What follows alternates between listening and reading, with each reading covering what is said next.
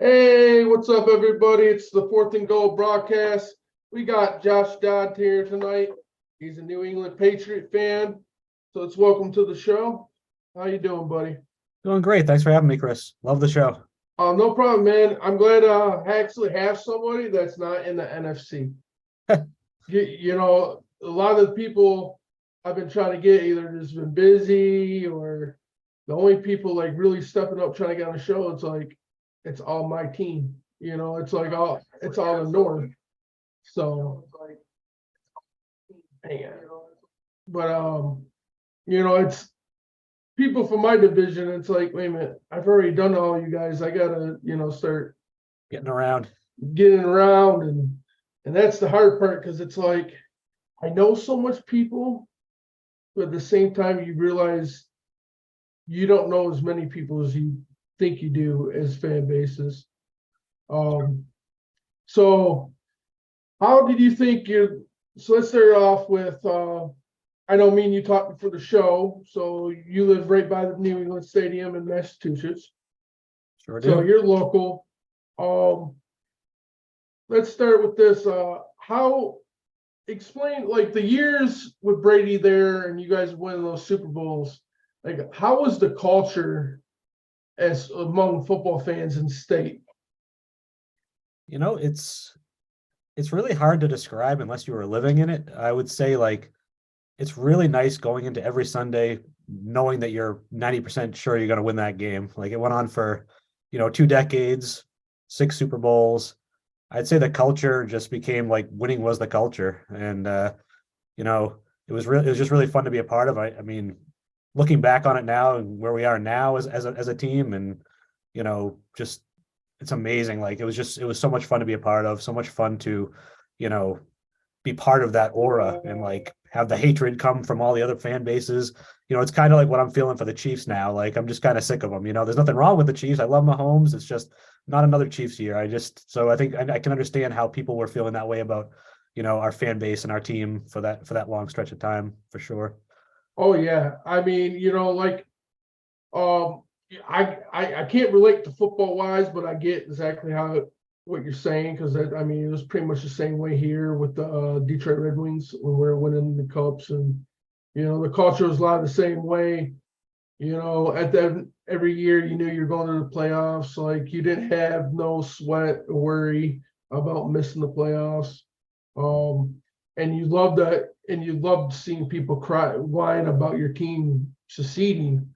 Um, Yep. so and to me, it's like it don't matter what sport or what team it is, but once your team gets to that level and goes on for 2 decades like that, it just becomes, so I believe, like the most funnest times. You really go to miss it.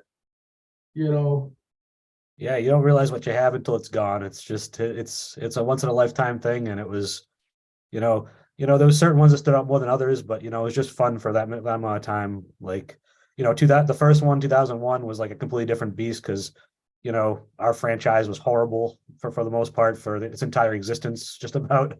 So like, that 2001 run was amazing, and then just being able to sustain it for that long and watch Tom Brady plays almost his entire career was just it was a joy. One of my greatest memories. Like I wish my kids were old enough to like appreciate it as much as I do, but yeah, like just a great time, something I'll never forget for sure.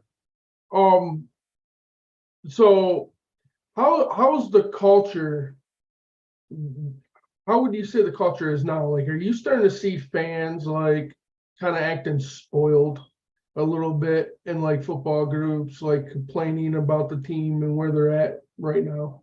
Oh God, yes, nonstop. And it's frustrating to me. Like I'm like, look, we lost one of the best players of all time, and we made the playoffs the first year. We almost made the playoffs last year. Where they're putting up a team on the field that's, yeah, it's average, but coming off of what we had before, like, I think people just are spoiled. They want to go back to where we were before, and that's, highly unlikely to get there anytime soon. You have to rebuild it back up and find that elite quarterback again, and find that once in a generation quarterback. So, yeah, I think you hear a lot of negativity around the franchise. especially last year with some of the decisions that Bill made. Yeah, The offensive coordinator situation was widely talked about here, or the combo they had the combo we call them chooches out here. We had Patricia, who never coached offense, and we had Joe Judge, who was a special teams coordinator, calling our plays. So it was challenging to say the least, to watch sometimes. But at the end of the day, like for me, like I will never say a bad word. I just about, I'll say bad words. Like I'll say like I don't agree with certain things, but I'm so grateful for what we had. So I try to stay on a more positive tone than a lot of the other Boston fans do. oh, for sure. Like, no, I totally get it because, like, the only thing I can reference is the Red Wings, and like I'm seeing it with them, what I'm saying? I'm seeing fans get mad and talk about the team, and it's like, did you forget about the 25 years and the 4 Stanley Cups? Absolutely. Yep. It's like teams got to rebuild. And that's the thing I think is the hardest part is because you're used to winning all these games and you're used to those championships, and then when it's gone, people just get really impatient because they're not used to a lot of your big fan base, they're not used to sitting on the bench, not in the playoffs, or not seeing their team perform in that aspect. So I mean, it's definitely fans are funny. I mean, like the Lions fans right now, you got a good majority of them guys crying about drafting a quarterback, saying we need to draft a quarterback, or they want us to go get Lamar Jackson. Right. And it's like, dude, our offense was just top 10 all season. Yep. Why would we get a quarterback? Don't use those assets. You have a quarterback that's good enough right now. Is it, it's like, so it's always crazy to me as the fan bases and to a lot of these teams, because it's like, our fan base is honestly, they're anxious, which is understandable. I mean, I can't lie, I'm anxious. I've never seen a championship won. My dad's never seen one. My grandpa's never seen one. Right. His dad seen one, but that was in like the 50s. Yeah. So I get the concept of being impatient, but it's at the same time, it's like you got to make smart decisions, not stupid decisions. I think Um, I think you lose a lot of the fair weather fans, the ones that jumped on board for the ride and then kind of jumped off. Like I think that's the people that you hear, the vocal minority, I guess. I think the diehards like myself, like we're on for the long haul. We're gonna see what they're gonna do. They don't get a lifetime pass, but there'll be criticism eventually if it doesn't turn around. But for right now, I'm good coasting off of what we had before. yeah. So, uh, so my next question is how was it for you? Were you mad when you heard Tom Brady was leaving New England? Did that irritate you seeing him leave, or It was an adjustment period for sure, but um, I think it was time. I think the relationship had played out. I think he needed to do his own thing away from Bill.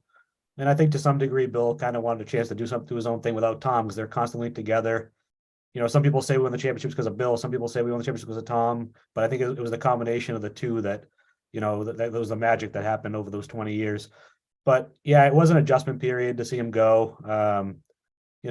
But I think it was good for him. I think it was good for everybody. And I think it was time for us to move on. I think you run into situations where you take that legend and you ride him into too long in the same environment. He needed a change of pace and wanted to finish his career, in a warmer climate. More power to him. He earned whatever he wanted at the end of his career. So, and he oh, won a for championship sure, there too. yeah.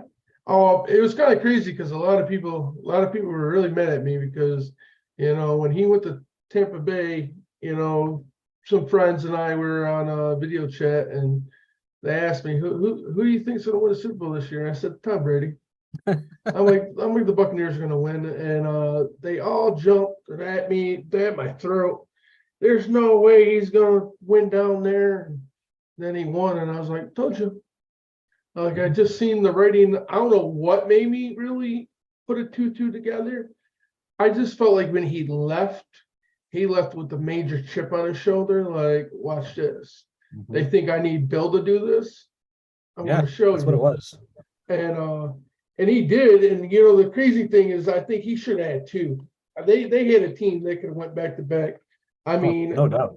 injuries. I mean, losing Godwin, or is it Goodwin or Godwin? We all know what I'm talking about. Yeah.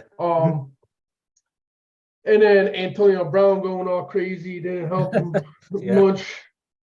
And I feel bad for Tom Brady. He took a lot of shots from Antonio Brown this offseason, and throughout the season actually. And I never understood why he would go after Tom Brady, because you know Tom Brady, you know, that dude let him inside his house, took him in, and really saved his career. You know, he's the only reason why the guy got the Super Bowl championship right now. And so it just really blows my mind that, you know, that's how that played out with the Antonio Brown and Tom Brady relationship. Yeah, and the thing that no one remembers is that they were cooking that year. Like him and Brown had a serious connection. Like they could have had another historic offense, and it just kind of fell apart in one swoop. It was bizarre. I mean, to be honest, with like Antonio Brown, a lot of people don't get. You know, a lot of people just think of all the off-field stuff and how he is personally. But if you actually listen to that man talk about the game of football, that dude is like really intelligent. He's that ignorant person. I'm not going to deny that he can be very ignorant and a cancer to your team. But at the end of the day, even though he's doing all that in the locker room, that dude's still one of the best players to touch the field. And every play he's playing, you know, he's playing the game. He's not taking a play off. You have to be that that knowledgeable and smart and driven to get out of, where do you go? Central Michigan or something like some Yeah, Central Michigan. Make his And way to be the best player in the league, not the biggest guy, but just got open and worked hard. And I mean, they do produce some NFL players, you know, but they're a small caliber college, but their team is no joke. They're pretty dominant for the MAC division. Yep.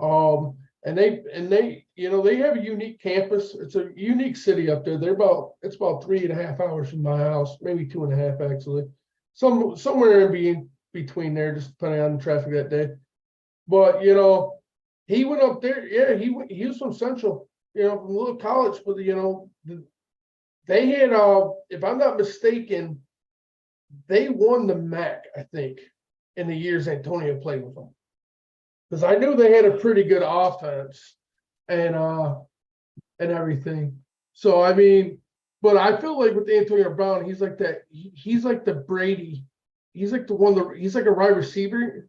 If Brady's mind was a wide receiver, I feel like it is Antonio Brown, football knowledge wise.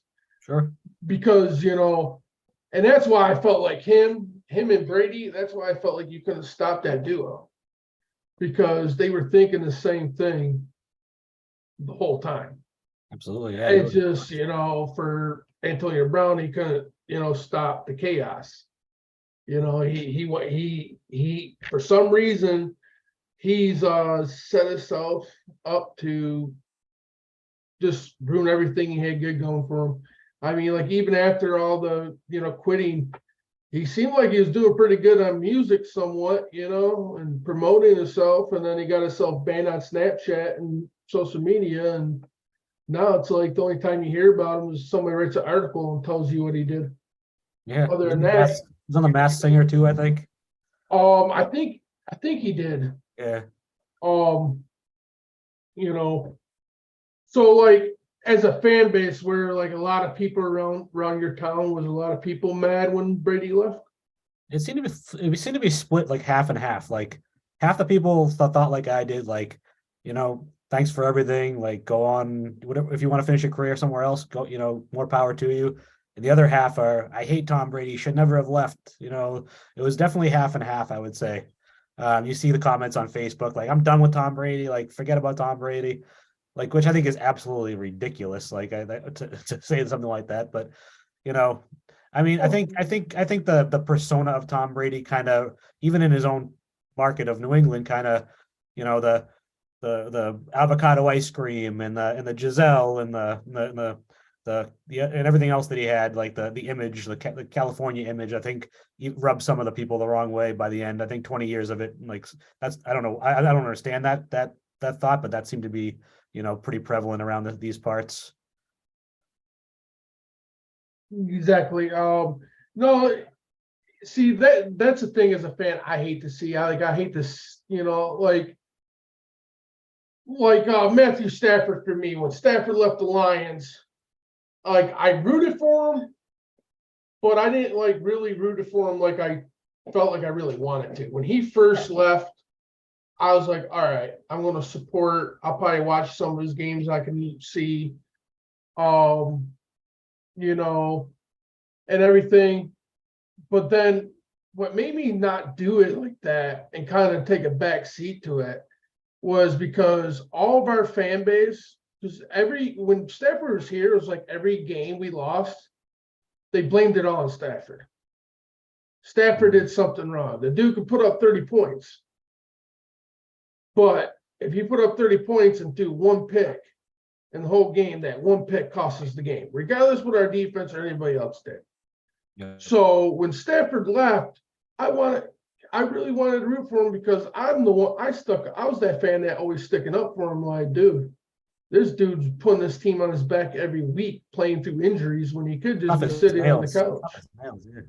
You know, and so as soon as he left, like our whole fan base, even the people that were talking trash about him, were all super fans of LA. They were making shirts called LA Detroit Rams shirts with Nice. Stafford's number on it. And I'm like, okay, now I can't even root for him now publicly, even root for him as much as I want to now, because now you're making me want to see him lose.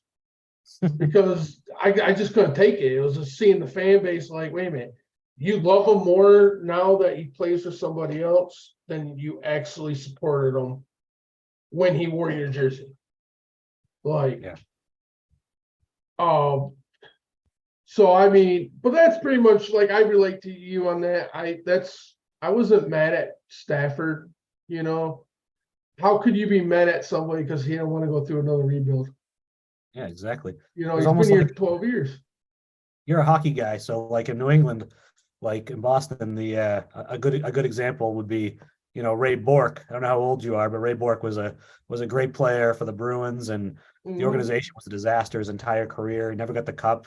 Then went to the Avalanche and like won a cup there, which was hard to see, but at the same time, you were happy for the guy because no one deserved it more than he did. So yeah, so I can Yeah, understand that for sure. I mean, it definitely sucks. I mean, when I seen Stafford hold that trophy up, the first thing I thought was like, yeah, too bad he wasn't wearing, a Lions jersey. But, at the same time, how could you be mad at somebody you gave up 12 years, fractured his back twice, tried to play his second year through the same injury, and they told him no?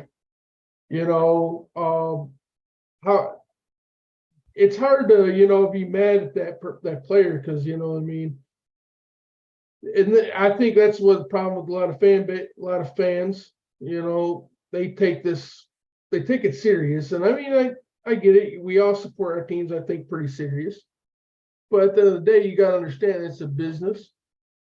And, sometimes players do have the right to go experience new journeys, Yeah, especially when they gave, especially after they did what they did for your franchise. I mean, it worked out both ways. If you think about it, because Tom Brady needed New England, just like New England needed Tom Brady. If you look at it, Bledsoe gets hurt, Brady comes in, takes them all away, never looks back. absolutely. Brady, let's be real. If New England don't draft Brady, there's no guarantee Brady gets picked up. He got picked up in the 6th round. So that means there's one more round.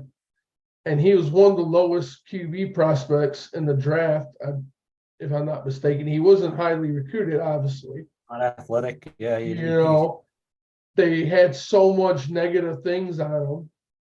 And, you know, so it's like, if New England really don't take Tom Brady, does Tom Brady even ever see the field? He might have got drafted, but he might have never ever seen the field. Yeah, I mean, it's just amazing to think about that. Like, you know, somebody that's that low in the draft, like they have to go to the right organization, get the right opportunity. Everything has to go, you know, everything has to come up perfect for them, or they don't usually get their shot. And like to see what happened with him, and like, and also he went to an organization that had a, you know, a pretty darn good franchise quarterback who was the first pick in the draft, and like just, you know, I'm a huge Drew Bledsoe fan. He saved our franchise. They were going to move to Connecticut. If it wasn't for Drew, they would have moved to Connecticut. The Crafts never would have bought the team, and the rest is history. So, you know, it's just, you know, Bledsoe was awesome. So the fact that he got that badly hurt and Brady stepped in and, you know, he Wally pipped him, like, you know, and never looked back. So it's just a pretty amazing set of circumstances. See, you know what I love too is like Tom Brady's, and I think that might be one of the reasons why Tom Brady's played his whole career on a chip, with a chip on his shoulder. Because I don't think many people know this about Tom Brady. Is I watched a special on him because, you know, he went to Michigan. Right. So it was Lloyd Carr, and this is why like it makes this story, like his ultimate story, even better. Is I don't think a lot of people know this. At Michigan, Brady wasn't supposed to be the starter his senior year. I don't know if you even knew that. Yeah. He got to start his junior year, beat Ohio State, had a good year. But they had Drew Henson coming in for a quarterback, and this kid was already drafted in baseball. Yeah, he's a good prospect. So all the boosters and all the bigger people of the football program went to Lloyd Carr and was like, Lloyd, you have to start Drew over Brady. Because, you know, he's going to leave for the major leagues if he's not the starter of this team. So we're going to lose him. So Lloyd Carr called Tom Brady in and basically told Tom Brady he's going to let him compete for the starting job. But be aware that he's got to start Drew because, you know, they can't afford to lose Drew. He's the 5-star QB prospect that just came into town, and you know, he could go play baseball at any moment. And he said Brady. So in the interview, Lloyd Carr said Brady literally stood up and walked to the door and told him, I don't give a fuck who you say is going to start. I am going to be the starter of this team this year. And you're not going to stop me, and nobody's going to stop me.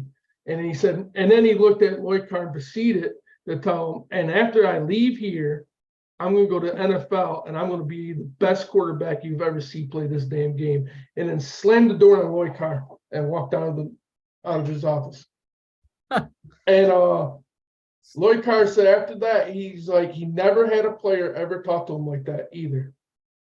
So he said he let it go. They go to practice. He said by, you know, after spring, Brady's actually beating Drew in all these categories on the football field. So it comes to week 1, and Lloyd Carr's like, well, Brady, I can't sit you because you're playing too good. And so I'm going to play both of you. And if I'm not mistaken, it was only like the first 2 weeks they split reps. And after that, Brady took over and finished playing. And I think Drew, I think he came back, or no, I think he might have stayed on the team, but I know he did eventually leave to go play baseball. I remember. Yeah, because he came back with a stint with Dallas, I believe it was. I think Dallas gave him a chance after his baseball career failed, and I don't think he lasted after that initial chance. I forget who's Dallas's quarterback, but it's like So just to think about hearing that story and then see what Brady really did. And it was like, dude, this dude has had a chip on his shoulder from day one. You Yeah, know, the competitive drive is insane. That was the most fun thing about watching him. I think for me at least was the competitive drive. Like he doesn't. I don't think I've seen many athletes that wanted to win more than he did. It was the only thing that mattered to him. He didn't care about the stats. He got the stats, but he didn't care about them. It was like, how do I get to my next Super Bowl title? How do I get my next playoff win, next division title? And like it was all about the team. Like maybe there's maybe 2007 it was about the stats, like trying to say like, hey, you told me I'm not as good as Peyton Manning, let me show you what I can do when you give me Randy Moss. But yeah, like I think overall it was more like that it was about the team and winning for most of his time here. I still can't stand that 2017. I made a Super Bowl bet, my grandpa's neighbor, Oh God, and I lost that. And I still to this day, like, how do you lose with that offense? And then that one's painful. I would trade 2 of the Super Bowls for that one back. Definitely, not a doubt. you guys got me again because you lost I'm pretty sure 07 was Eli's first one, correct? I believe so. Yeah. Yep. And then you guys got me again on the second time you faced it. You faced Eli because I bet on New England again. I said there's no way Tom Brady is going to lose twice to Eli Manning. And then boom, happens again. I think Yep. after that, every Super Bowl New England went to, I didn't make no bets. I refused to bet anytime New England was in the Super Bowl. I'm like, every time I do, they lose. Every time. So I stopped. The only time I bet on Tom Brady and actually won was Tampa. I bet on the Tampa Super Bowl that Tampa would win, and they won. So I think I won like 200 something bucks Nice. off that bet. So that was technically the only time I won money on Tom Brady in a Super Bowl. Out of 7 Super Bowls, I've lost on at least 3 of those. That's Oh, painful. it is painful. That's why, like, that's why I never became big in sports betting, because it was just like you can sit there and you can nitpick these teams and always pick the better team, but there's nothing guaranteed. Nope. And it seems like when I bet, it never works out. There's a I did reason why do pretty good on this Super Bowl though. I bet $5 parlay and I won like $298. Wow, nice. So, but it was a parlay. I needed Jalen Hurts to get a rushing TD in the second half.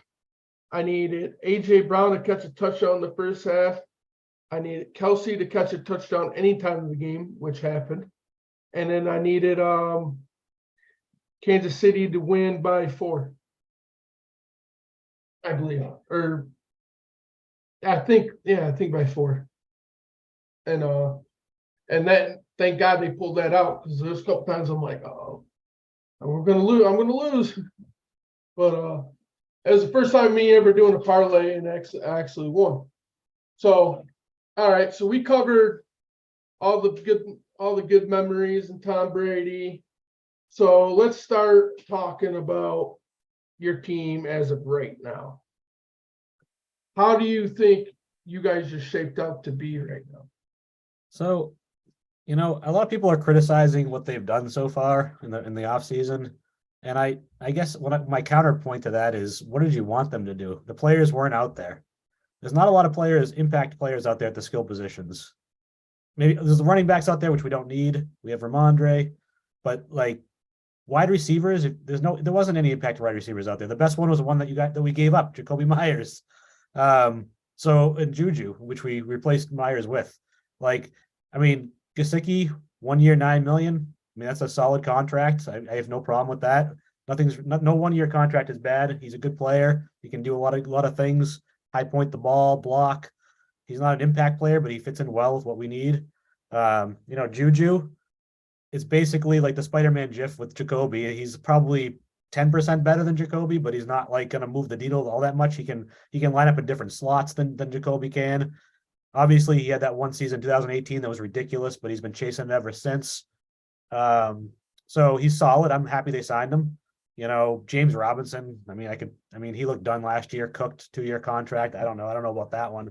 But I think where they made the biggest impact in the offseason is just, they re-signed a bunch of guys that were, core pieces, your Jonathan Joneses and your, Raekwon McMillan played well for us last year. Matthew Slater back again for another year.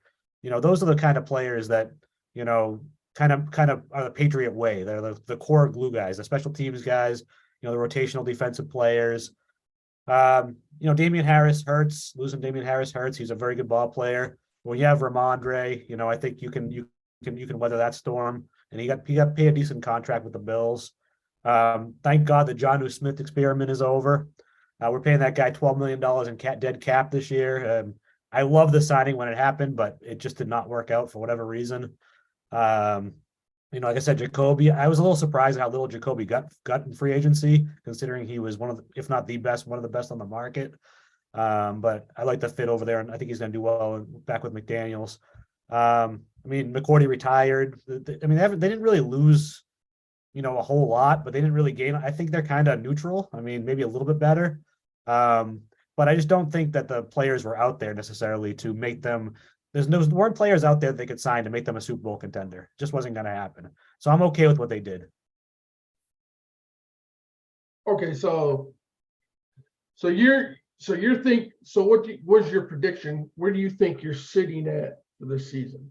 I love the fact that Billy O'Brien's back. I think he's going to make a big impact on the offense.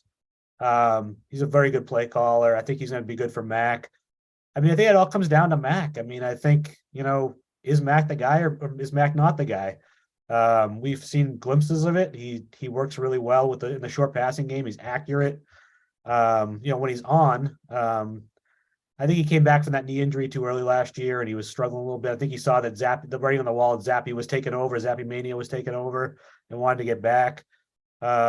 He's a very competitive guy. I love he gets fired up. I love that. I don't think he had elite talent coming into the league. I don't think he has elite talent now. So do you have a guy that's not elite athletically like Brady that can make quick decisions and win games in that manner? Or do you have like another mid-range, Jimmy Garoppolo type of quarterback that can get you to a certain point but not take you over the top? And I think the other issue that we have right now is you've pretty much wasted his rookie contract. Most of these teams that are doing really well have quarterbacks on rookie contracts. They're able to put a ton of talent around them. And, we just haven't done that. And he hasn't, I think last year was a big step back. So we'll see what happens in year 3. But I think we've lost his rookie contract. Basically, there's 2 years left. Are you going to pay him in 2 years? Are you going to pay the guy $35 million a year? If he doesn't take a major step forward, I hope not. But I just think, he needs to take that step forward. And if he doesn't, we're going to be back picking a quarterback in the draft in a couple of years. Yeah. So can you see my screen? Yeah, I can see it. Okay. So I'll just sharing. Is it coming in clear? Yeah, it's clear enough. Okay. So you lost Brian Holler, Damon Harris.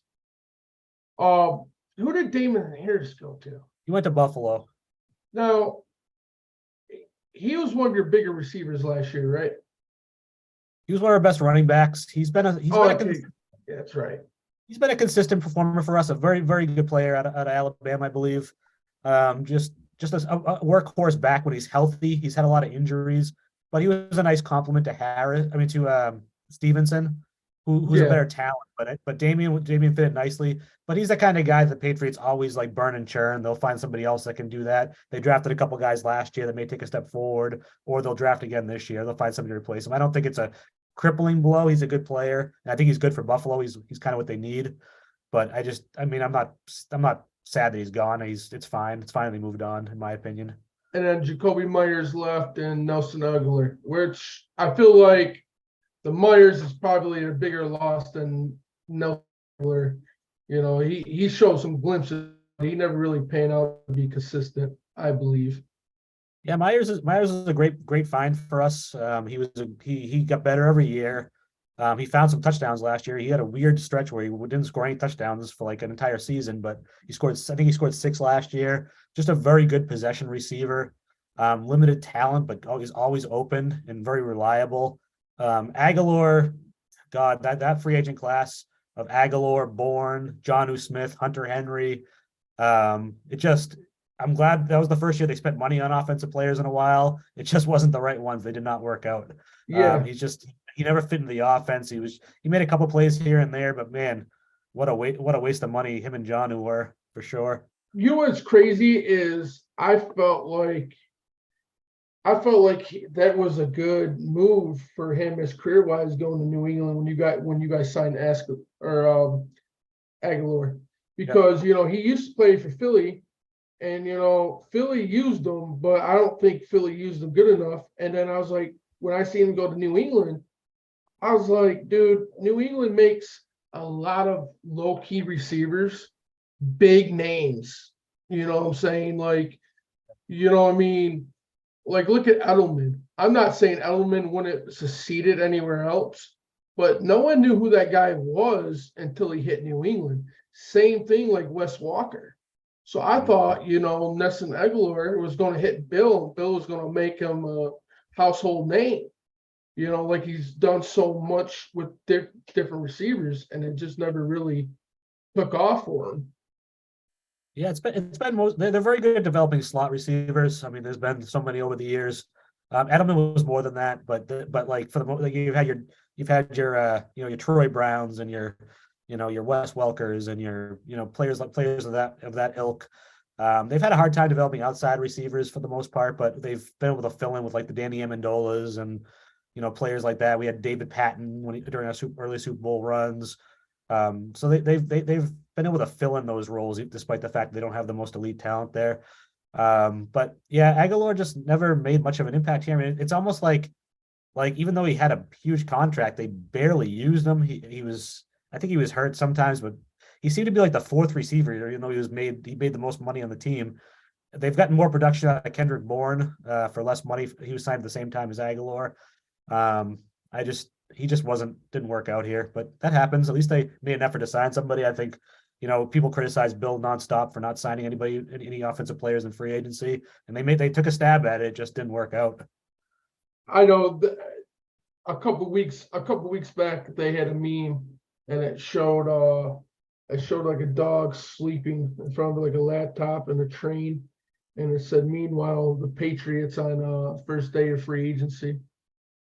And I kind of laughed at it because I'm like, because it reminded me, if you remember in like 2020 when they all drafted from home, there was a point that Bill Belichick got up from his table and his dog was sitting in front of his laptop, and it that was just a bad look. That was a bad look. And so when that meme, and I seen that meme, dude, I think I died laughing for like 20 minutes because I'm like, this actually really happened to Bill Belichick in real life. So just his dog, I think his dog was there for the next shot. It was a bad. They're like, we'll go back to him, which I thought was funny. So how are you feeling? Dave's been commenting, and we've been such deep conversation. I haven't really read any of these comments. So, oh yeah, that's right. It was Henson and Quincy Carter at Dallas. They both flamed out, and Parcells. Quincy Carter, there's a name I haven't heard in a while. Yeah, and Parcells signed Bledsoe. And then you're right, because Romo was the backup. And then he said, Josh, you were indoctrinated as a kid to be a New England fan, or did you come from your own accord? So what made you start being a New England fan? That's a good question. I don't really know. I grew up with a single mother. There was no father pushing me to like him. I think I just I honestly wasn't the biggest football fan growing up. I've always been a diehard baseball fan, Red Sox and just baseball in general. I watch a ton of baseball, but I became probably in my teens. I became a huge football fan. Even before they got good. They still had a while ago before they got good again. But I think it's kind of it kind of gets beaten on you in New England, like being a Red Sox fan before they won the first World Series, since Babe Ruth, like they you were the lovable loser Patriot Red Sox fan, like the curse of the Bambino, like they'll never win. The Yankees the Yankees are their daddy, like that kind of stuff. And I think once they won and got the monkey off their back, like my fandom kind of changed a little bit. Like I was like, okay, I'm happy now. I whatever they do moving forward, it is what it is. They got that one. But I think to answer Dave's question, I would say like definitely wasn't born with it, and I wasn't like I think I just kind of absorbed it, absorbed it through like friends and being in this area where it's just rabid for sports. I think it became something that was interesting to me. So I think that's kind of how it happened. See, like, for like, totally. See, I was opposite. My grandpa, it's pretty cool because I'm about to be 32. My grandpa's had season tickets to the Red Wings since I was born in '91. So when I was born, the Red Wings made the playoffs their first year. They finally broke through under Eisman, and so from that year, for 25 years of my life, we did not miss one playoff at all since he's had his tickets since I was 25. So, so by the time I was like 4 to 5 years old, I could name you all the Red Wings. Like literally, it was the first thing I knew. My grandma say pictures of me like at 3, 4 years old shooting a plastic hockey puck at the drywall in the kitchen at 2, 3 years old. Like that's all I knew because that's all my grandpa to this day. That's all he does is work, hockey, work and hockey. He don't watch nothing else throughout the day except the news during the day. Soon as games come on, he's watching hockey from the start time until every game's done for the night. So I get that because it was like that it was like that all around, It wasn't just him, it was everybody around here. And then, in Detroit, even though the Lions haven't, really done anything, it's still a big fan base. Like you still see Lions stickers, Lions flags, you name it. People walking around with Lions tattoos, So Detroit's, but that's just Michigan. We've always been big in sports, I do have another good question for you. So now we know how you became a fan. So here's the deal. Here's the next question. How do you feel with Aaron Rodgers being expected to be traded to the Jets? So how does that make you feel having to deal with him in the same division? Oh my God. I cannot stand Aaron Rodgers. I haven't liked him his entire career. The fact that people were comparing Brady to him and saying that he was gonna take over as the GOAT was just ridiculous. It's been ridiculous the entire time. He's a great player. He's a Hall of Famer, but he's on a different planet than Tom Brady. I mean, I think he's on a different planet than even Peyton Manning. Like, there's a lot of people that I would put ahead of him on the Mount Rushmore of quarterbacks. And people just constantly like dote to this guy, and like they're constantly like, "Oh, look, Aaron, what can we do to help? What can we do? What can we do?" Like, he's a good player. He seems to always choke in the playoffs. He has the one Super Bowl that he got, but other than that, it seems like every year it's the same thing, the same old story. Like he loses to some team they should have beat. They have a good roster of players. They never seem to get there. And I just think he gets so much press, and now even more because he's such a weirdo late in his career, like sitting in dark rooms and all the other nonsense that's coming out, all the people that he's dated, he's all over. I think I'm not a biggest fan. Now that being said, he could be the missing piece for the Jets. The Jets have a very talented roster. They have a very good head coach, in my opinion. And I think that if he does go there, and it looks like he will at some point, I think they're a playoff team, and I think they're a borderline contender. I think they got a lot of talent on that roster. They got Garrett Wilson coming on. They got Breece Hall, looks like a stud before he got hurt last year. They got a defense full of talent. Sauce Gardner locking people down the outside. I think he could be the missing piece, and I think he is, if the fit is just too good, it has to happen. I don't know when that will be, but it has to happen at some point. So, so do you think so you got, say Buffalo is good again this year. You say the Jets are really good this year with the A-Rod. Do you see yourself, and then you got Miami's going to be up there too.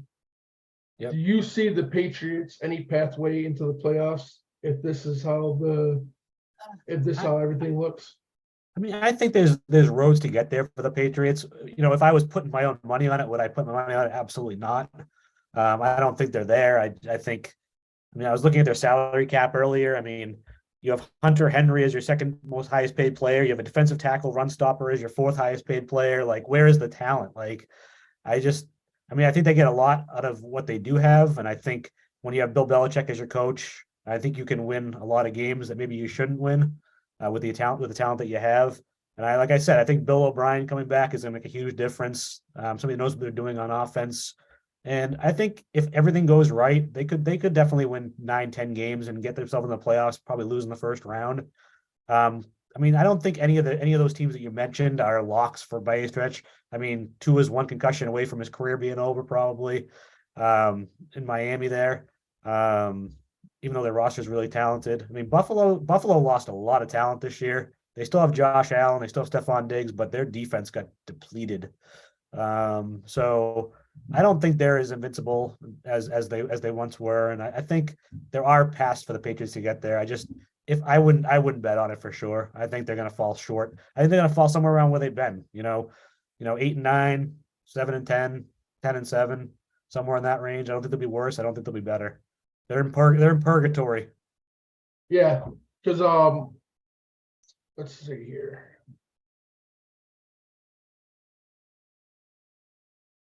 That's right.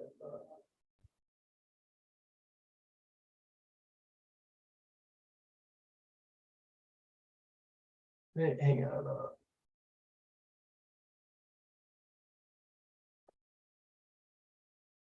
So yeah, this is what the Jets got right here. They got safety Chuck Clark they traded for. They got Ty Johnson. They re-signed Todd Johnson. Their fullback Nick Baldwin. Their O-lineman Adam Pankey. Solomon Thomas. And then here's the free agents. Alan Lazard, Malcolm Hardman, Trayson Colon, Wes Weiser, I don't know. and Quincy Williams, which was a big signing, and punt and then a punter. And matter of fact, actually, they just signed Tim Boyle. Matter of fact, a couple hours. Yeah, I saw that. The former Lion, right? Yep, the former Lion of Chicago Bears, which makes me wonder why they signed in another quarterback when they got Zach Wilson. So I'm thinking Green Bay might be up to something. Yeah, I mean, they might cut Wilson, especially if Rodgers goes. I don't think Wilson's going to play for them again. I'm thinking they might be working to trade out, maybe to send Wilson to Green Bay. I mean, I'll be shocked if it kind of if that happens, because I think they would want to, trust what you call it, Jordan Love. Jordan Love, since they invested so much in him. But signing another backup quarterback when you already have a high-priced backup is kind of so it's just kind of fishy. But no, they would have for sure. If Aaron Rodgers goes there, he's going to have a hell of a defense and offense. In New Jersey, or the New York Jets. I call it New Jersey because their stadium's in New Jersey. Right. I always mix it up. But I will say this: if Aaron Rodgers goes to your division is going to be a fun division to watch. Yep. Just for the fact of Miami, especially if Tua can stay healthy,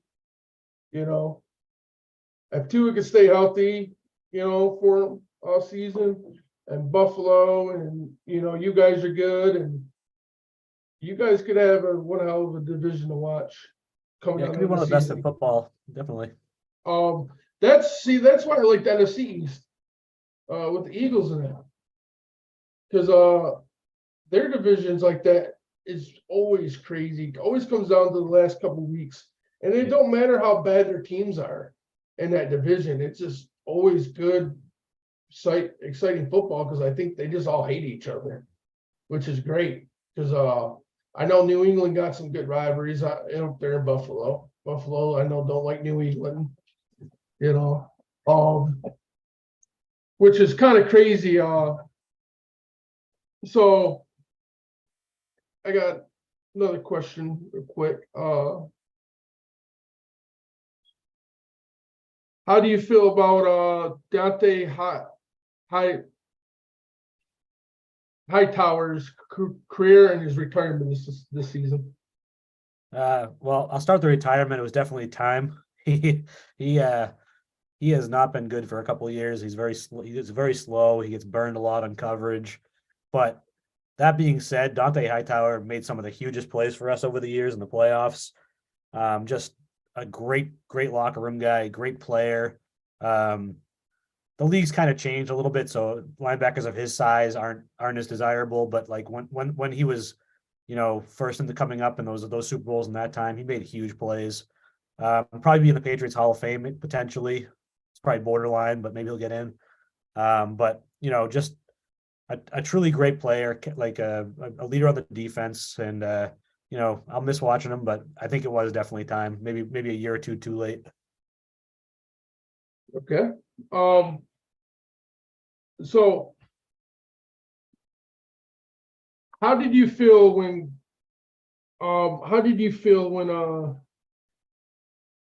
okay, so I before we talk about the next team in your division,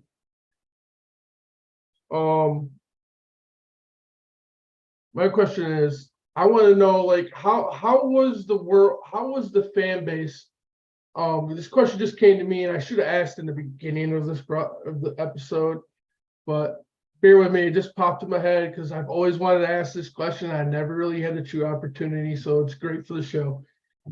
Can you explain to me how the fan base and like how the neighborhood was when you guys found out about Aaron Hernandez and all the stuff that he did? Like when he got caught with that murder and was in jail and it all first broke, like how was like the feeling around town? Was it pretty like It was a weird time. Like I can't think of many professional athletes that have murdered somebody in my lifetime, at least. It's bizarre, and the fact that it happened right down a place and like a place that I've been to before, like a industrial park, like not that far from my house, just really strange. Like and as good a player as he was for us, like that they, as much as we criticized Bill for drafting horrible offensive players, that year, they had Aaron Hernandez and Gronk going. Like, what a great draft!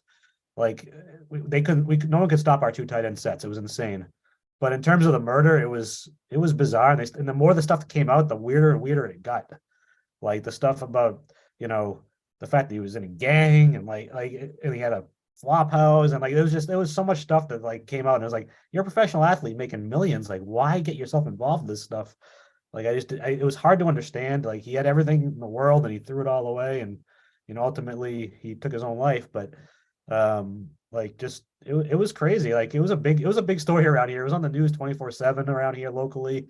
As more and more details came out, and it was bizarre. I so like that's the best way I can answer that question. I don't know how else to answer it. yeah, see, I've always just like wondered because like, like how, to take it because, we seen it, we got to see the Netflix special on it, and all the news coverage. But I was just, you don't really get to talk to somebody, and that's the cool thing. You live so close, like you said, it was the murder actually happened right close to your house, so that's like a kind of crazy aspect. Like, I bet there's been some times where you've like thought about when you're like talking about it and just actually thought about it, like you probably like how the guy you watch on TV every Sunday was so close to your house, just doing something so ignorant and wrong, and it just blows your mind. Like, wow. Yeah, it's absolutely crazy. He had a baby, beautiful wife and like a beautiful house and like he had everything. I think he had signed a contract or he was going to sign a contract and just set up for the rest of his life. I don't know why he needed to get involved with that kind of thing. Like I guess it's the way he grew up. You can't take it out. You can't get it out of him. Like I think it was built into his DNA at that point. But it was just it was really one of the most surprising things ever in Yeah. my sports lifetime for sure. It definitely, I think it was surprising, as a whole through the whole league. Um, but I'm pretty sure it's probably times 10, around you guys and, I mean, just knowing how close it really was and, Yep. that it still blows my mind that it even happened, because it's like, what blows my mind is he's the one that actually did it. With how much money he had Yeah, and, somebody else. He should have hired somebody else for sure. what I mean? You would think you would have somebody do it for you and not be the one actually doing it. Yeah. So I appreciate you answering that. I was glad to actually, get to talk to a local and actually hear from them. Because you just got assumptions from the TV when you don't live there, it's not your team. Right. So my next question is, if you guys don't make the playoffs this year, you think New England finally moves on from Belichick? I think Bill Belichick has a lifetime pass. He's going for the wins record. Once he gets the wins record, he'll probably retire. But I don't think Kraft would do it, and I don't think anyone in New England would. I mean, maybe if he went like 3-13 or something, but I doubt it. I think he's earned a lifetime. He's gonna get a statue outside the stadium. Like he's that important to the town and the city, and I think like I think he's just going to hang on long enough to break the wins record and then move on. I don't have any confidence at all that he's going to build the next dynasty in New England. I don't see that, but I think he's going back to the Brady thing, who wanted to go to Tampa Bay to end his career. I think Bill's earned the right to go out on his own terms. Whatever that means. I don't think my opinion is shared by everybody in New England. I think some people are kind of tired of the whole shtick and are ready for a different voice, but I would say the majority has a lifetime pass forever with us for everything he accomplished here, and you know all of our greatness over the last 20 years. So, as a soul, personally, are you okay with it? Like, do you want to see Bill finish his career out on his own terms? Absolutely, I'm fine. I'm fine with it. Um, you know, I hope they don't hit rock bottom. I would hate to see a Patriots team go 3-3 and 14 or whatever or something like that. But like as long as they're competitive and they're have good players and to be completely honest, I do watch the Patriots games, but I find myself watching Red Zone. One of my fantasy teams are pretty important to me these days. So I don't watch every single minute of Patriots football necessarily, but I do hope they are competitive again and on the outskirts of the playoffs or in the playoffs. But if they're not, I'm not going to be the one that's going to lead the charge with my torch to get Bill out of town. He can leave on his own terms as far as I'm concerned. So you still see that, like, say if you guys still have a winning record, but you guys finish fourth in the division, Yeah. you still think that could play a factor in him getting canned or I think if we have another season that's not a playoff season, I think the roar will grow louder. I also know that realize that Bob Kraft's not a spring chicken. He's probably want to see another winning team before he moves on from this earth. So maybe his patience is would grow a little thinner. I don't know. I haven't read anything about that, but maybe he would make the move. I don't think the majority of the fan base is going to have a mob mentality like they do with the the Red Sox general manager right now, trying to get him out of town. But no, I think he's going to be here for a couple more years, break the record, and then move on. okay. So because we're gonna take a look here at Miami's. So here we are. Is that coming in clear for you? Yeah, I can see it.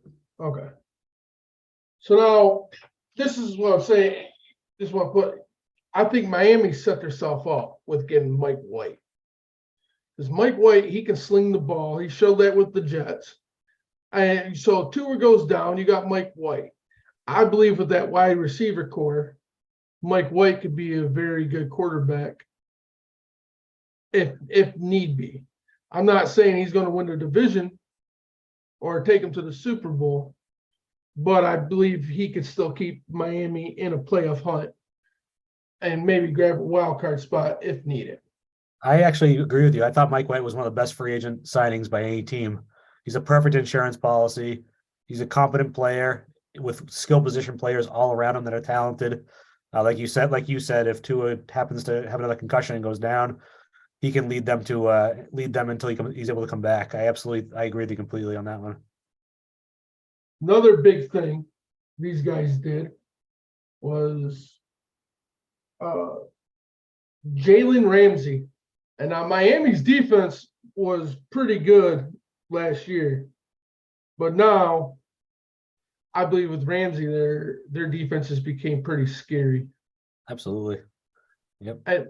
And their run game is nothing to shy away from either. They got Moser and Wilson. Both of those guys both played in the 49ers system with Mike Daniels. So I think and now they got a full season together. So I expect big things coming from the backfield out of Miami this year. And everybody else just pretty much speaks for themselves what they've done. I think they've had probably one of the best off seasons in the NFL. I would say if I had to rank them, they're definitely probably top 5 with the best moves. That's just why I'm really excited to pay attention to your division this year, because I believe it's going to be some of the best football we've seen. You know, I want to see Buffalo, where Buffalo is this year. I mean, I know we already talked about them. And they lost a lot on defense side of the ball. But I just really curious on who's going to be the true dominant team out of your division. Is it going to be the Jets and Rodgers? Is it still going to be Buffalo, or is Miami going to come in there take it, or is New England going to shock everybody and take it? You know, Yeah, I think there's a lot of what ifs going on. Yeah, no, I think it's very competitive. I think that all the teams are pretty close. I think Buffalo's coming down to the pack. Like you said, Miami had a good offseason. If the Jets get Rodgers, they had a good offseason. They might be coming up. So the Patriots are definitely the fourth, but a fourth team with Bill Belichick, they could definitely surprise and get up in the fight themselves. But yeah, no, I think you're right. I think putting Jalen Ramsey opposite side, Xavier Howard, and all the other acquisitions. I think they got David Long. I mean, they have a good, really, really good defense on that team, and very, very skilled offense as well. And Tua took a big step forward last year before the concussions. And if he takes that step forward again this year and stays healthy, then the sky's the limit on that team. And Buffalo has Josh Allen and Stephon Diggs, so they're going to be there too. But I think their defensive struggle is going to struggle this year. They lost premium talent all over the place. So unless they have the best draft ever, it might be tough to have the same kind of defense in Buffalo. David wanted me to tell you that you're going down this year. Going down from where? What were we last year? I bet we weren't very good. So my question is, do you think this year, if Jones, if he don't make it this year, you think he's done in New England? Oh yeah, 100% certainty. This is a make or break year. I think if he struggles coming out of the gate, they'll go to Zappy. Do you have any faith in Zappy, or do you think they're kind of trying to see if he's magic like Tom? I think Zappe is going to be one of those guys that you're going to see in the league 12 years from now as a backup, like a Chase Daniel type that plays, once every 3 years, but he's serviceable. He's smart. He can run an offense. But the most damning thing on Mac last year, in my opinion, was when he was out, Zappe came in and just lit the place up with the same skill position players, and it just made Mac Jones look even worse. And that's why the fans were calling for Zappe, which I thought was insane. And I would not be one of those fans, but I think Zappe, you can catch lightning in a ball with Zappe, and I think that's what they would try to do if Mac struggles coming out of the gate. Like I said, Mac's only on a contract for this year and next year. So it's like if he's not the guy, you might as well try the other guy and see if he's got anything before you find the next guy. You know what I mean? I got a question. And I'm not. Where do you guys pick in the first round now? We're picking 14 this year. 14. Okay. Would you be shocked if like one of these quarterbacks happened to fall down there, like a Richardson? Would you be shocked if Bill Belichick would draft a QB? I wouldn't be shocked, but I would be very surprised. I mean, Bill's always more likely to take the 14 pick and trade it for 2 twos than he is to actually draft somebody, which drives us fans crazy. We're watching the draft, looking forward to the Patriots' next pick, and he trades down for future future seconds or whatever. But I mean, I don't know what he thinks of the quarterbacks, but I don't think Richardson would be the guy he drafted. I'm not a big fan of Will Levis. I mean, I think it would have to be a shocker like a Stroud falls or Bryce Young falls for him to even consider it. I think he's going to draft some no-name offensive lineman or some cornerback, and just like he always does. That's probably what I hope he takes Zay Flowers. I really do. That's the guy that I like. Local kid from Boston College. He's kind of like a mini Tyreek Hill. I think he'd fit in nice here, but most likely he'll take an offensive lineman. That's what he always does. That's like one thing I've admired though about Bill Belichick as a GM and a head coach is that he hasn't really drafted any big players. I mean, his biggest players were nobodies that turned into superstars. And that's, Tom Brady, Wes Walker, Julian Edelman. I mean, Julian Edelman was better than Wes Walker, but before Julian Edelman walked around, it was, Wes Walker. You remember, Denver went out and snagged him as soon as Bill let him go because, after he got suspended with the Ped stuff, and then you guys let him go, and, Denver runs and grabs him as soon as he comes available because they're like, oh, him and Peyton are definitely, winning all. And it didn't play out the first year. I mean, he got one before he left Denver, obviously, but, that first year they really tried to get a Super Bowl right then and there, and it didn't plan out. That way. One of the biggest issues with Bill Belichick, with even though he has all these great qualities, he is not good at drafting offensive skill position talent. He's just not. He's missed on almost every wide receiver he's drafted. N'Keal Harry, Malcolm Mitchell. Like you can go back further and further. Almost every wide receiver he's taken in the first or second round has been an epic failure. He's done really well with running backs, like third, fourth round running backs. He can hit on those. He cannot draft a wide receiver to save his life. He's hit on tight ends, but his draft record, I think, kind of goes under the radar because I think Tom kind of, being as talented as he was all those years, kind of, swept under the rug because they kept winning. But there's been so many. I know there's so many busted picks with every general manager. I understand that concept, but with the Patriots over the last 10 years, there's been so many missed picks that we could have really used to build this team around Mac right now, and that's kind of goes under the radar. I think Bill the GM is not elite. Bill the coach is elite. And I think that's kind of my opinion on that. I have to agree with you. I mean, that's why I feel like he saved his ass more than lost it, if that makes any sense. Because I mean, like a lot of those guys he drafted.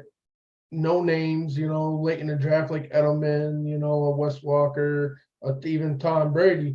He was able to coach them to somebody and get them to where they became who they were. And so I feel like that's probably saved him because I feel like he's been able to do that with a lot of different players. because you see, I mean, like, you see players leave New England for big paychecks, and then they're cut within 3 to 5 years. Yeah. Because they don't plan out. Because the other team, because Bill Belichick they're not in Bill Belichick's scheme. They go to a different team because you watch video of the Patriots winning the Super Bowl, all their players look like star caliber players, but a lot of them are only star caliber players because they're in his system. If that makes sense. I mean, you see it with coaches, you see it with a lot of ex-players. That's why, like, a lot of players go back to New England. Like Collins. We had Collins for a couple of years, Patricia, bring him to Detroit when he was a free agent. And he did all right here because, Patricia still ran the same scheme. And then you could see it where he did all right with the first year with Campbell and them, but then ended up getting cut because he wasn't he didn't fit the scheme. And then he went right, if I'm not mistaken, he went right back to New England. Yeah. Just like, what's his name? I can't think of his name now. He used to play for us, and then he left here and went to you guys. He played linebacker. Are you talking about Van Noy? Yeah, Van Noy. Van Noy was always like hit and miss and never cracked the starting lineup here. And then right at the end of his rookie deal, we traded him for a draft pick, I think, to you guys. And then he ended up playing there, started for you guys for a few years. I think he won a Super Bowl before Tom left. I think he maybe won 2 actually with you guys. And then he just left and went somewhere else. And now I heard, and then you guys just signed him again, I think, this season, or he was trying to come back. He went to Miami, I believe, and then came back. But Bill, yeah, that's it. Yeah, Bill can draft defensive players. He's one of the best defensive coordinators of all time. Like, he knows defense, and he's hit on more defensive players than he's missed on. But he drafts quarterbacks well. I mean, we've drafted over the last decade. They drafted Jimmy Garoppolo, Jacoby Brissett. Players that we were able to trade for other assets. But the wide receiver thing has been a disaster. And I feel like overall we should have more talent on the roster through the draft than we have right now. And I don't know why that is, but I put the blame on Bill as the general manager. So I think developing talent around Mac, would have been great. But now, like I said, he's got 2 years left on his rookie deal. Can we put a team around him that can win a Super Bowl? It looks unlikely. Get Kansas City as a juggernaut, good teams in San Fran and other places. I don't see them winning a Super Bowl, anytime soon. So, good. Now the only thing to do is determine if Mac is the guy, get him locked up long term. If he's not, then move on and find the next guy. So David wants me to ask you, what's your or first he was replying saying you're going down with fantasy football. That's what he said you were going down. I'm a two-time champ. You are, or he is? I am. The first 2 years of the league. I'm sorry, 2 out of the first 3. Sorry. There you go.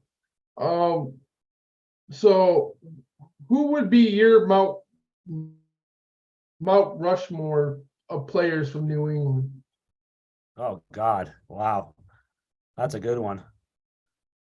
I mean, Tom Brady obviously would be the first one. Oh God. There's so many choices. I think we forget a lot of times how good some of those players were on the early teams because we've had so many other teams since then.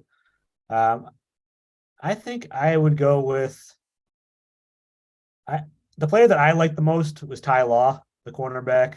He was just an unbelievable player for so long for us.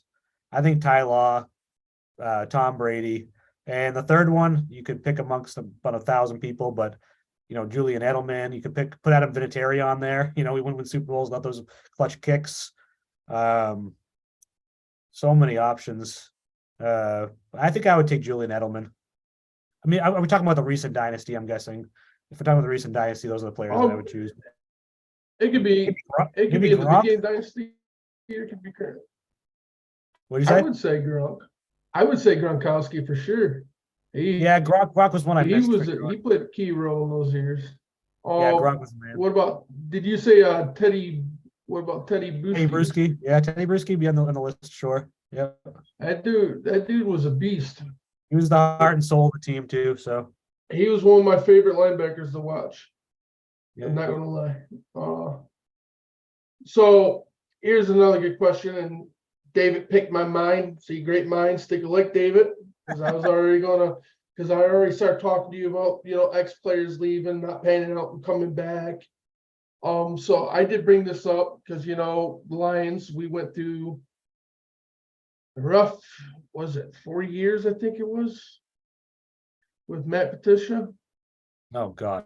Yeah. Um, So we found out, and I was really excited because I was like, yeah, Patriots always find a way to win. Maybe we need to try the Patriot way. I was on board, and then as soon as he got here, I quickly was pretty pissed off with how things were rolling. So I know from experience. So how do you feel about seeing these all the coaches try to leave Bill and then become their own? Like, what's your personal feelings on that? I was actually talking to a friend about this the other day, and I think that like the coaching tree for Bill Belichick is atrocious. It's horrendous. You can't think of anybody that's left the Bill Belichick tree in New England and had success. Nobody. McDaniels, no. Patricia, no. Joe Judge, no. Like just go further and further down the list. There's none. Like going back to Charlie Weiss and Romeo Crennel. Like Charlie Weiss went to Notre Dame. It was an epic failure. Like there's no coaching tree whatsoever of Belichick assistants. I mean, you can go. There are some that have had moderate success, but for the most part, it's been a complete and utter disaster. And I think So that's you, why. Go ahead. So you would say Verbal in Tennessee, Babel, and what's how you say his name in Tennessee? Vrabel, yeah, Vrabel's an exception for sure. He's been very good there. But Um, I would say overall, like if you look at Andy Reid's tree versus Bill Belichick's tree, it's like night and day. Like this Andy Reid, people have been coming up with Andy Reid all over the place as coordinators, head coaches. So I think if Andy Reid has a few more Super Bowls with Mahomes, I think there's a legitimate conversation to make for best head coach of all time. I think that's something that can be discussed then. I, I can't argue that. I'm going to agree because I mean, you're definitely right on the coaching staff and the coaching tree. I mean, his is way better than Bill's for sure. Yeah, no doubt. So how do you personally feel about Josh McDaniels as of right now and over there in Vegas? Like, how do you feel like the job he's doing over there? I mean, I think I've never been the biggest McDaniels guy. I think sometimes people peak in the position that they're in, and I think he was a fantastic offensive coordinator for us at times. Other times he wasn't as good. I think when he came back from Denver, he was actually better. But I think overall he peaked as an offensive coordinator. I don't think he should be a head coach. Um, I just can he win some games there? Sure, he has a lot of talent there. I mean, he's got Devontae Adams for crying out loud. He's got Josh Jacobs. He's got good players, but I just don't know if he's the guy. He's not a lead. He doesn't seem to be much of a leader. I don't know. I'm not the biggest Josh McDaniels fan. Maybe that's not fair, but I don't know. He failed in Denver. He's failing in Las Vegas. I almost said Los Angeles, Las Vegas. I don't know. I think he'll be like 9-8 this year. I think he's signing. I think he seems like he's making transactions to save his job. The people that he's signing and bringing in are like, they don't get him over the hump, but maybe they save his job for a couple more years. Um, I don't know. I think he's actually ruining the Raiders, to be honest. You think what? I think he's actually doing like a Matt Patricia, and he's gonna, by the end of this experiment, he's gonna ruin that franchise for a lot longer than it should actually be. Because I feel like with their young roster and the players, they should be better than what they were. And I think if they don't come out winning and then there's going to be a lot of problems in that locker room, I believe. Yeah. You know, I mean, if they go, they're coming off of Gruden, paying Gruden $30 million a year, whatever the heck it was, some ridiculous contract they gave him. uh, You know, he did all that stuff and got fired, and then they bring in McDaniels. That franchise is a joke anyway. yeah, I mean, as right now, it's looking like that. You know, I feel like Vegas. See, that's how I feel about Dallas and Vegas. I feel like they're very similar.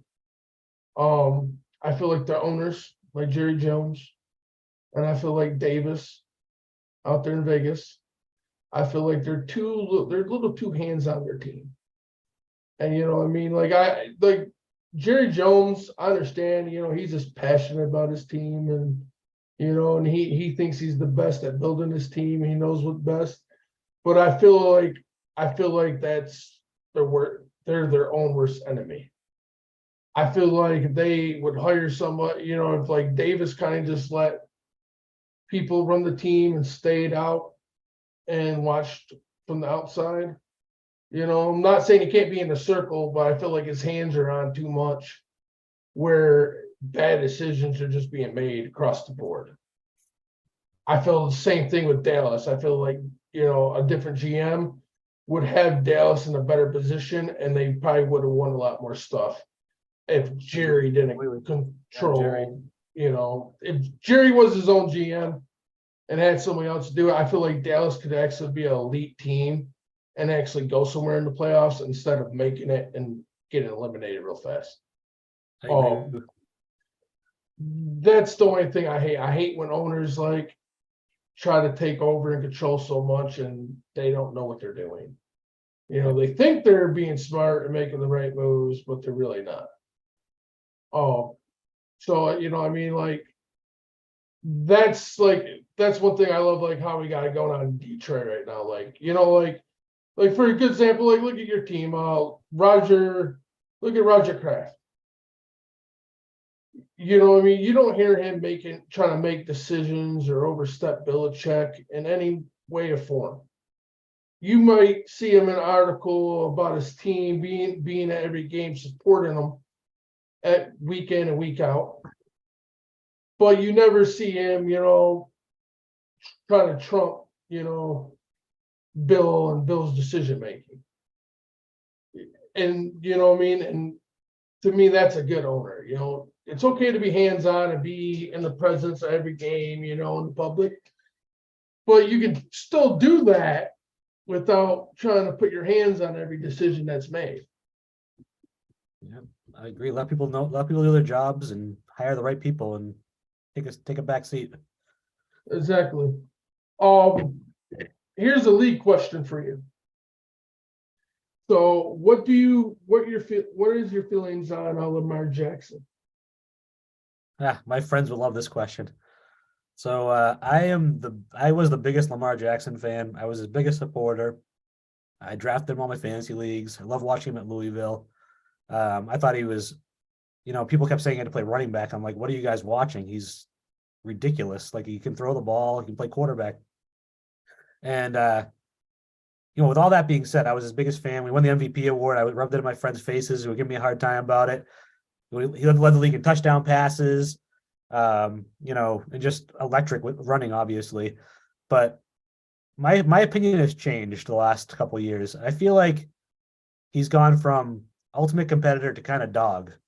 I mean, I have him in fantasy league, so like I can't tell you how many times he's been on the injury report with an illness. Like I can't think of any other athletes on the injury report as much with an illness as Lamar Jackson. Like just go out there and play, man. Like you're making millions of dollars. If you're sick, go out there and play.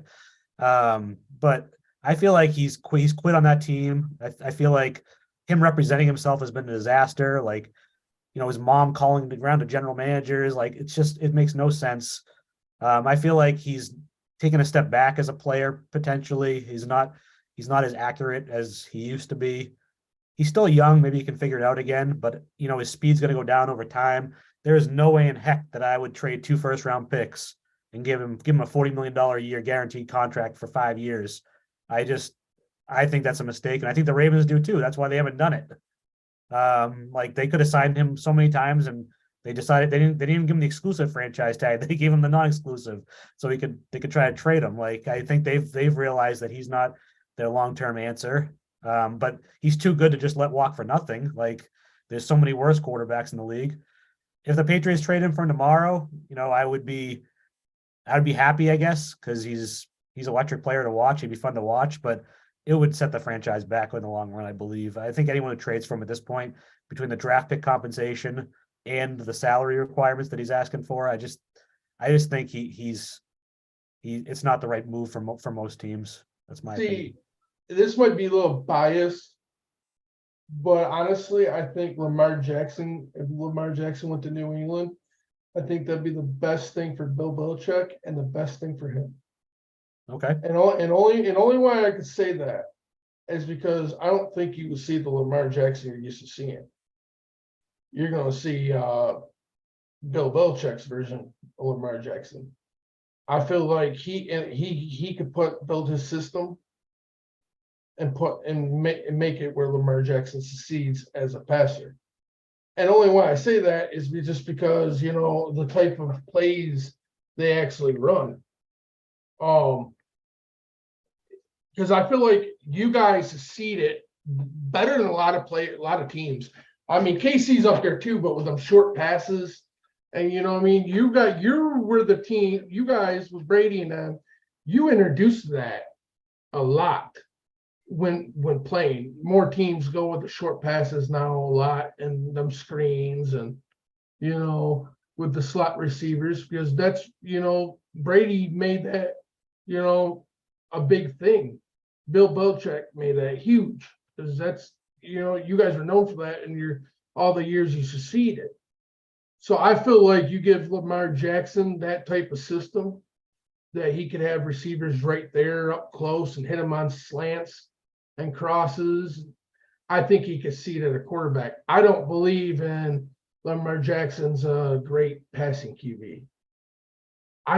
He can sling the ball. I just think him as a player right now, I believe like he's the young Michael Vick version right now. He wants to run the ball. He wants the highlights. He wants the money. He wants the fame. I'm not saying he don't want to win a Super Bowl, but I think in his head, he believes that all he got to do is run the ball, make his moves, and he's going to succeed all the way to the Super Bowl. And I think he trusts his run way, way too much. Because if you look at his passing numbers, career overall to like Jared Goff, Jared Goff is still a better quarterback when it comes to passing the ball. And just to see the stats between them both of what numbers, how much times they threw the ball, and how much passing yards they have, it's a good gap. And it's like Lamar Jackson's not that much younger than Jared Goff at this point. I mean, I get there are two type of different quarterbacks. He's a runner, Goff's not a runner. But to be like that far gapped just kind of tells me I think that's his biggest struggle as a QB. And like you said, I think that's why Baltimore's yeah, we're not paying you $40 million guaranteed after 5 years. Yeah, if the smartest one of the smartest franchise in the league doesn't want to make that contract, then I don't want my team to do it either. The Ravens are run so effectively. But if they don't want to do it, I don't think I want the Patriots to do it either. I just think that in our offense, the way we run offense, and I don't know if it'll be different under the new regime versus Josh McDaniels, but Jackson just is not the quick slant guy, the accurate short pass guy. I think Mac Jones is a better fit for that. Now, if you change the offense and build it around Lamar like Baltimore did, sure, he could have success here. He's a great player, and I've talked nothing but bad about him, but he's an absolutely phenomenal talent, a phenomenal athlete. But I just, as a quarterback to lead your franchise for the next 5 years, as his speed slows down, I don't think I'd be the team that would reach out and take that chance. Yeah. See, to me, the only why I think you guys would be the best fit is because I believe Bill Belichick would have that voice in the room that could get to him. Sure. You know what I mean? If anybody in the league could do it, it could be him. As long as Lamar is serious about putting the work in, though. That has to be a big issue. That has to be a big play. Other than that, I don't see Lamar having a chance anywhere. I'm just making an exception because I've seen what Bill Belichick has done with quarterbacks, obviously, Yeah, and as he's done with a lot of players. I don't know what's going to happen with Lamar. I mean, it doesn't seem to be a logical fit for him. He doesn't. I don't think he's going to play for Baltimore again. Maybe Atlanta. There doesn't seem to be many teams that. According First to of the all, Atlanta's owner, he said they're completely out on Lamar. yeah, they want It's to go. really shocked me because he's from Atlanta. Yeah, I just don't. I don't know where there's a fit. That people have all the cap room's gone. Everyone's signing free agents right now. Like to give up 2 first-round picks and that kind of. I mean, I think he has to play at some point for Baltimore. Even if he sits out, if he holds out for the first part of the season, he doesn't want to lose that year of service time. So it'll just be the same thing next year. Um, I I think the Colts might be in play. Sure. Yeah. Um, I think we might see something closer to the draft. Um, so here's my next question. Do you pay attention to college ball? A little bit. I'm not the biggest college fan, but a little bit. Is there any like particular players you're looking for to see where they get drafted coming in the draft this year? Um, Joey Porter Jr., the corner, really, really good player. Um, I mean, obviously, everyone's talking about Anthony Richardson. I mean, the freakish of freak athletes. Um, I mean, like I said, Zay Jones. Um, honestly, my knowledge is mostly surface surface knowledge. I don't know a lot of deep cuts on that, but I'm interested to see you know how Bryce Young and CJ Stroud fit in where they end up because I think they're both very, very good talents. From what I've read and seen, I think Will Levis might be a bust, and I hope my team doesn't take him. But that's pretty much the extent of my knowledge, honestly, Chris. I'm not gonna try to fake any more than that. Oh, you're good. I appreciate it. Dave, another question. So your predictions for this upcoming year before the draft. So without players you draft, if you had to start the season right now, where do you think your record would be with the players you have on your team at this moment? Talk about the Patriots. Yeah. If I had to bet money on it, I would say probably they're in a really tough division, like we talked about. I would probably say 7-10, maybe 8-9. That's probably as high as I would go if I was predicting. But like I said earlier, I mean, if they win 10 games, I would not be shocked at all. If they won more than that, I would be shocked. If they won less than that, I wouldn't be shocked. I wouldn't be that shocked. But I think between 7 and 9 is their sweet spot. Um.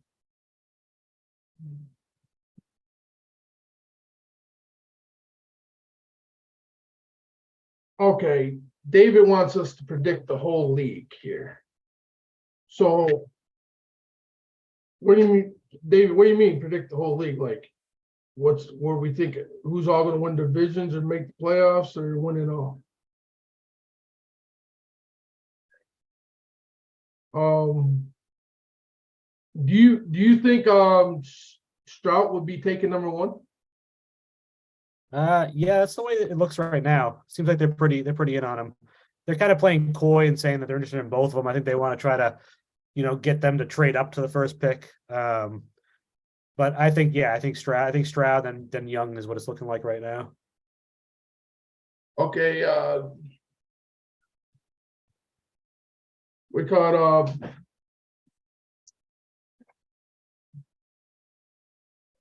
David gave me a questioning. I think it's a good one. He said predict the whole league by division winners. He wants. You want me to go? If you want, or Yeah, let's go together. I'm just gonna bring up the league so I don't mess up a division. Actually, yeah. Let me do that real quick myself, and I'll share the screen. All right.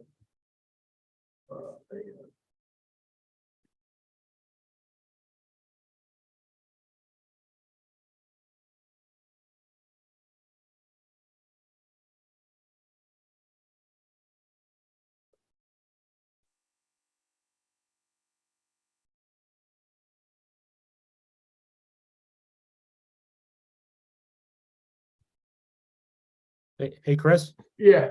I gotta grab my charger. Can you give me 10 seconds? Yep. No problem.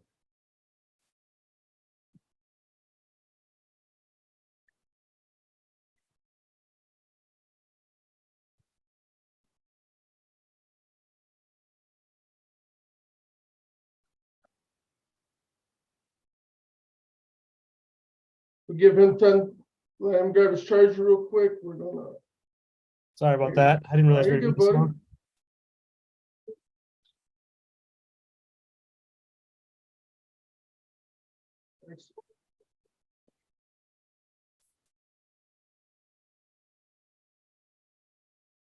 You see that real good?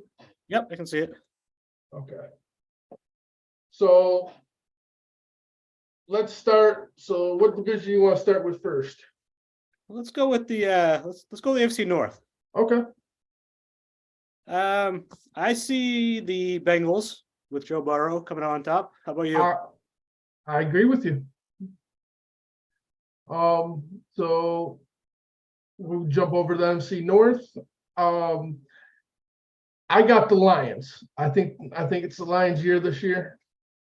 I'm taking the Lions as well. I agree with you. I think they are coming up and the other teams are coming down. I think Chicago could be right there, be our biggest test in the division. It could see, depending on the improvement of Justin Fields. Yeah, Chicago had a lot of talent to that team. They look pretty good. Yeah, they've had a great offseason. All right, your division, AFC East. I'll stick with the Bills, but I think it's going to be very close.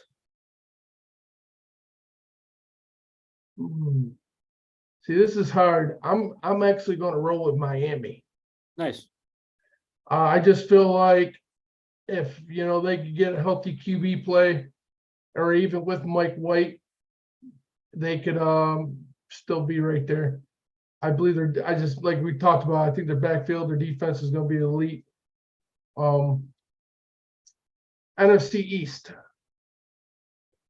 I'm going to surprise you here, and I'm going to go with the Giants. In Dayball, I trust. I'm going to go with the Eagles. I still think the Eagles can pull out the division. Eagles are talented. It won't surprise me at all. I just feel like they lost some talent on defense. The Giants seem to be adding some pretty good players, but yeah, obviously the Super Bowl team is probably the easy choice there. I'm just rolling with it because I still think Dallas is gonna. I think they're gonna make the playoffs. I think they're just gonna fall short and win the division. I still think the Giants make the wild card. I think they're gonna be right there. Especially if Daniel Jones can make even a bigger leap than he already did last year. So I felt like he finally had a breakthrough year as a quarterback. And now he's getting paid a decent amount of money, so he's got to go back it up now. Absolutely. AFC South, this is kind of wild card division a little bit. Yeah, this is a crappy division in my opinion. I think I would take the Jaguars on the upswing. Same here. I'm going to roll Jacksonville. I think they're the best team out of the whole division. Depending on what happens with Tennessee, I know they're trying to trade Henry. So if that happens, I don't think they're going to do that good this year. And Texans obviously need a couple more years, and the Colts, I don't even know who's playing quarterback yet for them. I know they got Minshew, but Gardner Minshew, baby. Who knows if it's Minshew? I mean he's serviceable. He's serviceable. Mm-hmm. But he hasn't really been able to be a complete starter. I know he had a decent year when he was with Jacksonville. Won't be any worse than Matt Ryan last year. That's for sure. I do expect them to be a better team all around. Next on the list is NFC South. Oh God. I'm gonna take the Falcons on the upswing. Falcons, wow. Yeah, I didn't expect that. I don't like any of those teams, to be honest. I think the Saints got it by far as of right now. Derek Carr is still a good quarterback, And I still think he's gonna have a chip on his shoulder, and I think he should have never been fired out of Las Vegas, and how Josh McDaniels truly did him. AFC West. Chiefs. Nah, can't really pick nobody but the Chiefs on that one. I'll make David happy.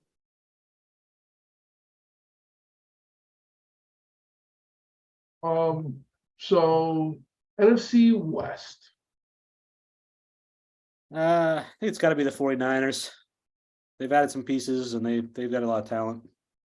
I have to agree with you on that. I think it's definitely their division. I think it's for sure their division. I don't see anybody else really.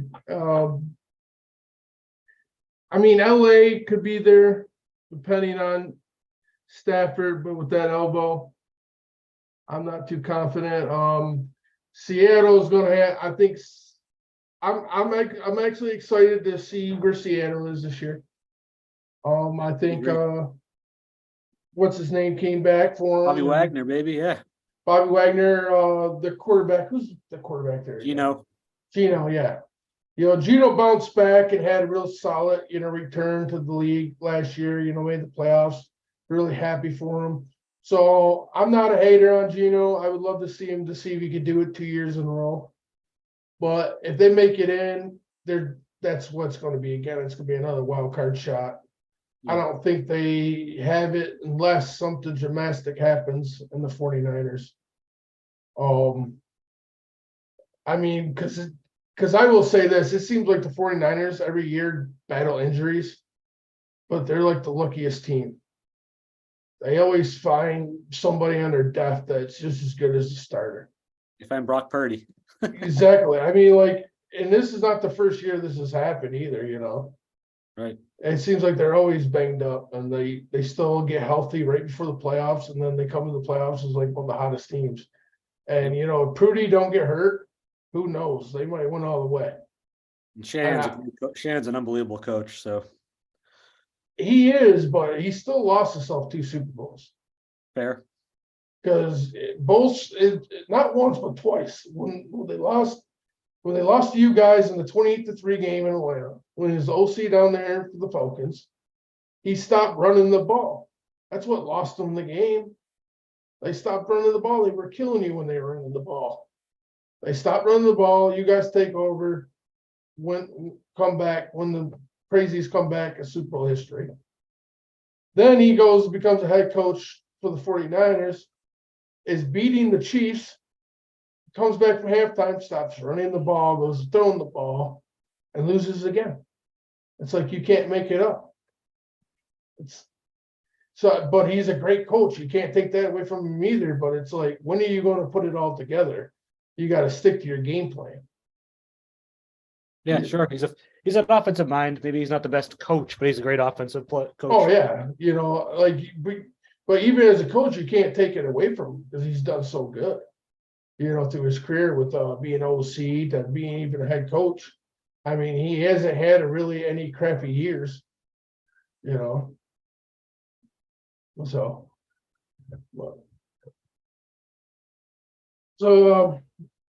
for that, I think that about covers it tonight, bud. I think we covered everything and some.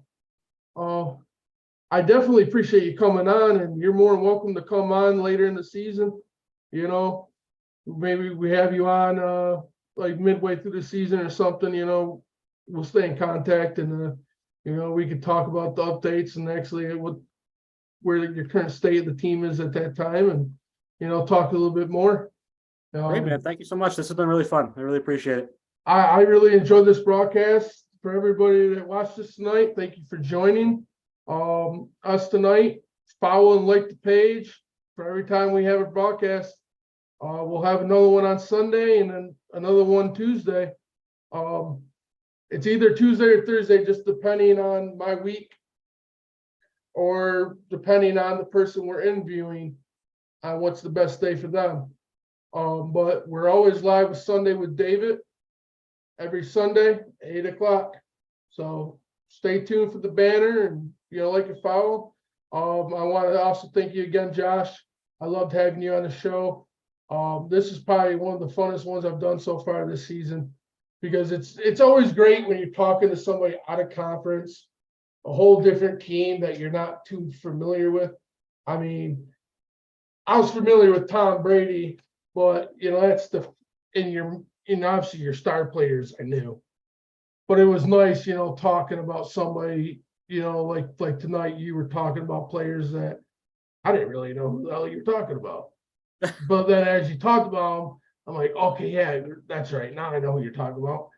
Because that's how much I pay attention. In the Super Bowl, I watched Tom Brady.